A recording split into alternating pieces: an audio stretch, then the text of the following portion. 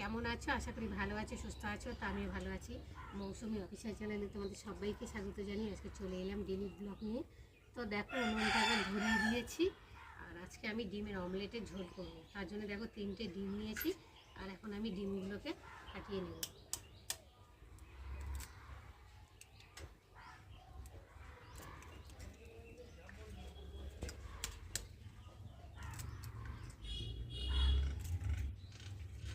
তিনটে ডিম তো একসাথে দিয়ে ভেজে নেব। 3টে ডিম দেওয়া হয়েছে। আর এখন আমি দিয়ে দেবো পরিমাণ মতো নুন, দিয়ে দেবো হলুদ গুঁড়ো, এবার দিয়ে দেবো কুচানো পেঁয়াজ,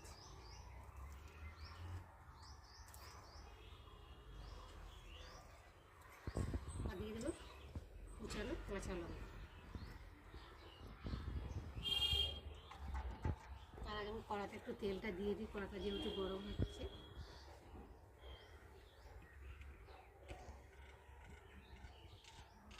গরম হয়ে গেছে, বাস তেলটা তখন গরম হোক। আর আমি এদিকে ডিমগুলো ভালো করে ফাটিয়ে নেব।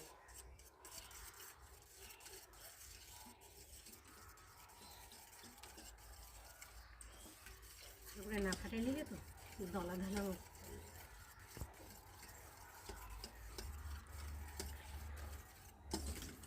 সুন্দরভাবে ফাটিয়ে নেব।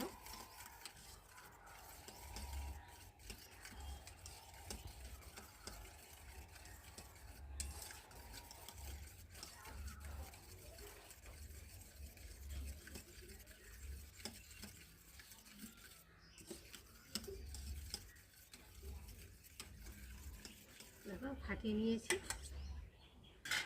কড়া গরম হয়ে গেছে, তেলটাও গরম হয়ে গেছে। তেল থেকে ধোঁয়া উঠতে শুরু করে দিয়েছে। দেখো আর একটু আমি তেলটাকে কড়া চারিগালায় লাগিয়ে দেবো। দিয়ে এখন আমি ডিমগুলোকে ভেজে দেবো।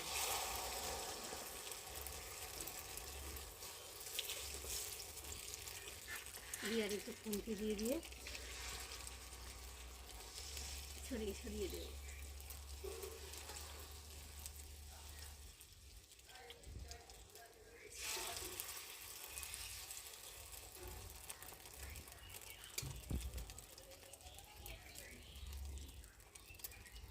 তো দেখো বন্ধুরা, ডিমটাকে ভালো করে উল্টে নিয়েছি, 2 পিস ভালো করে ভেজে নিয়েছি। আর খুন্তি দিয়ে পিস করে নিয়েছি। দেখো 3 পিসই করেছি। একটা ছোটো একটা মোড়ক, সব তো এক মাপের হয় না। তো যাই হোক, নিজেরাই খাবো, তার জন্য এই দেখো পিস পিস করে ভেজে নিয়েছি। এটা হচ্ছে সব থেকে বড়। দেখো ভাজা হয়ে গেছে। এখন আমি দিয়ে দিলাম। এবার আমি কড়াতে তেল দেবো।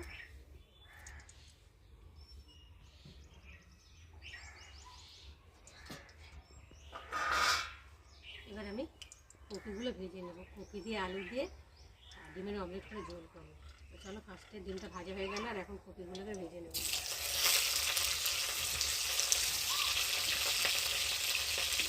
কপি তো না ভেজে নিলে কপির একটা যে কাঁচা গন্ধ, সেটা বাজে লাগে খেতে।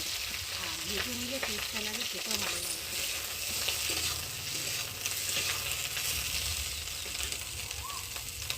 অল্প করে নুন দেবো ভাজার জন্য, আর একটু হলুদ দেবো।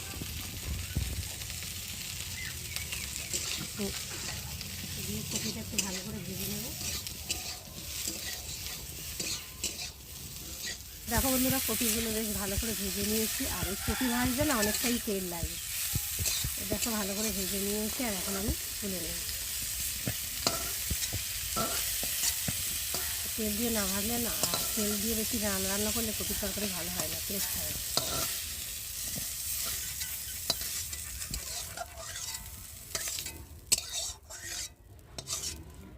কপি ভেজে নিয়েছি। আর এখন কড়ার মধ্যে তেল দেব।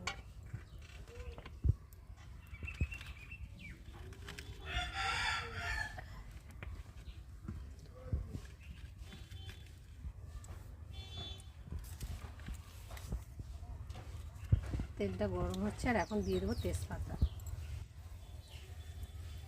দিয়ে দেবো গোটা জিরে, জিরেটা একটু ভালো করে ভেজে নেব।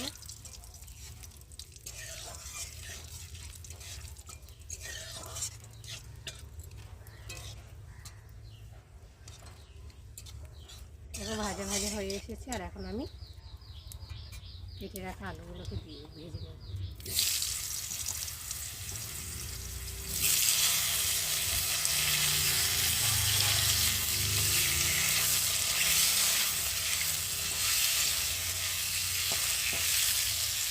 আলুগুলো এখন লাল লাল করে কপির মতো করে ভেজে নেব। তো দেখো বন্ধুরা, আলুটা বেশ লাল লাল করে ভেজে নিয়েছি, আর এখন পরিমাণ মতো নুন দিয়ে দেবো, হলুদ গুঁড়ো, লঙ্কার গুঁড়ো দিয়ে দেবো, আদা বাটা, জিরে বাটা, রসুন বাটা, আর দিয়ে দেবো টমেটো।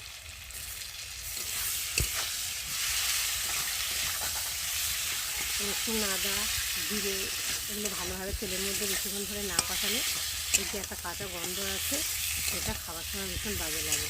তার জন্যে যখন তরকারি কষাবে তখন বেশ ভালো করে 10 মিনিট ধরে কষাবে, খেতেও ভালো লাগবে আর গন্ধটাও তো পাওয়া যাবে না।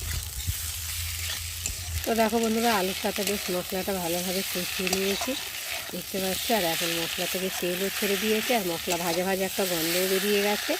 আর এখন আমি ভেজে রাখা ফুলকপিটাকে দিয়ে আর একটু মশলার সাথে কষিয়ে দেবো।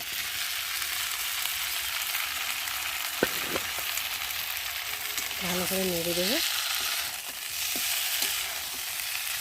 এটা কপিটা মশলার সাথে একটু ভালো করে ভাজতে হবে।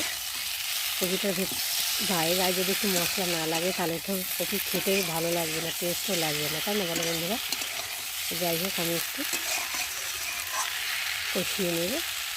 তো দেখো বন্ধুরা, ভালোভাবে কষিয়ে নিয়েছি, কপির সাথে মশলাটা বেশ ভালোভাবে গায়ে গায়ে লেগে আছে, দেখো। আর এখন আমি একটু নেড়ে করে এবার জল দিয়ে দেবো।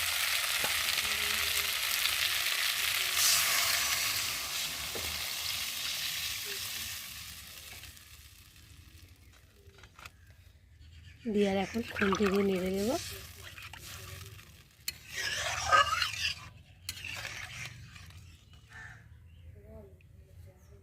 দিয়ে আর এখন ফুটতে সময় দেবো। তো দেখো বন্ধুরা, ঝোলটা শুকিয়েও গেছে, আর আলুগুলোও সেদ্ধ হয়ে গেছে, কপিটাও সেদ্ধ হয়ে গেছে, যেহেতু কষাতে কষাতে দেখো গলে গেছে। আর এখন আমি ভেজে রাখা ডিমের অমলেটটাকে দিয়ে ঝোলের মধ্যে আর একটু ভালো করে ফুটিয়ে নেব। দিয়ে আর এখন একটু ভালো করে নেড়ে দেবো। তো দেখো বন্ধুরা, ডিমটাকে দিয়ে একটু ঝোলের সাথে ভালো করে ফুটিয়ে নিয়েছি, আর আলুগুলো তো একদম পুরো মোমের মতো গলে গেছে। আর এখন আমি নামাবার আগে স্বাদ মতো একটু চিনি দেবো। চিনি দিলে তো স্বাদটা হয়, খেতেও ভালো লাগে, কালারটাও খুব সুন্দর হয়। আর এখন দিয়ে দেবো মিট মশলা।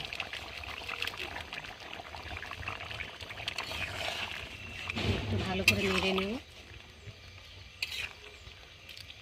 তো বন্ধুরা, আজকে আমার ডিমের অমলেটের ঝোলের রেসিপি কেমন লাগলো তোমরা কিন্তু অবশ্যই কমেন্ট করবে, আর ভালো লাগলে লাইক কমেন্ট শেয়ার করো। আর আমার চ্যানেলে যদি নতুন হয়ে থাকে চ্যানেলটাকে সাবস্ক্রাইব করে দিও। আবার দেখা হবে তোমাদের সাথে পরের ব্লগে, ততক্ষণ তোমরা তোমাদের খেয়াল রাখো।